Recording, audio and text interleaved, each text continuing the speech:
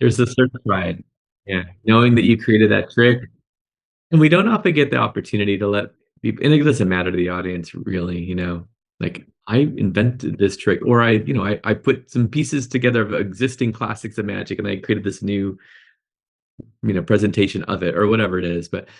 And we get the pride for knowing we did that and seeing their reaction to it. Music's a little bit different. Like I don't often infuse music into my show, like live playing, but I do my Vino Aces, the McDonald's Aces with the wine glasses, but to a song I've written because it's very theatrical. So I did the close-up room at the castle, and after I did it the first few times, and people said that like, was that you playing? And I said, yeah, it was, because they knew I was a guitarist, or I mentioned that briefly. Like, oh, that's so cool. And I realized I should make it more of a point that that's me playing because I think they appreciate that, but not going too far. Like, hey, look at I. Yeah. So it's a really tricky way to present it. But now the way I typically present it, and it's all true stuff. Like I said, the song is very Italian sounding, and I'm Italian, so I wrote like Spanish flamenco, but this particular song I do Vino Oasis to is Italian, like it's called Venezia, Venice. But I thought I'm going to take you on a trip to Venice. I was there a few years ago, and I thought, well, what it might be like to take you there from the comfort of your own seats here in the close-up room. And I said, when I got back from Venice in 2017, I put my cards away for about a month. I picked up my guitar, and I just wrote this melody, kept playing in my head, and I composed a song that I'll play with you for you in a moment.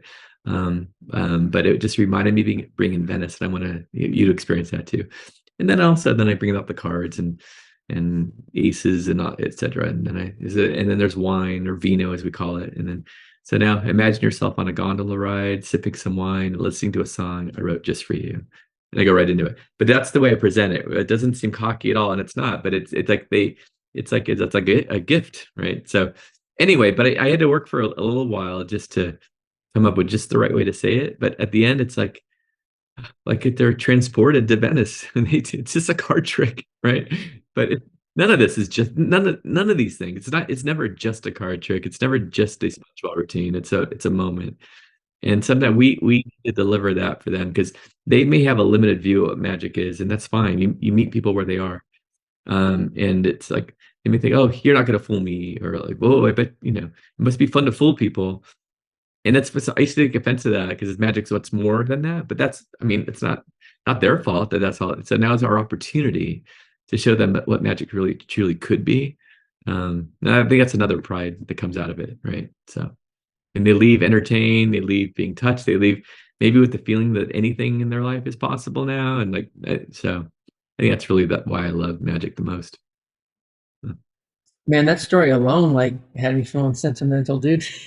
Oh, cool. Yeah, it was Yeah. nice. Like, and I think part of it was because of the way you worded it, like you said, and here it goes along with the song that I wrote for you, right? Yeah. Because and it's true. It's not like you just wrote it. Right. So Right. Yeah. that was nice. I really like that. Cool. Thanks.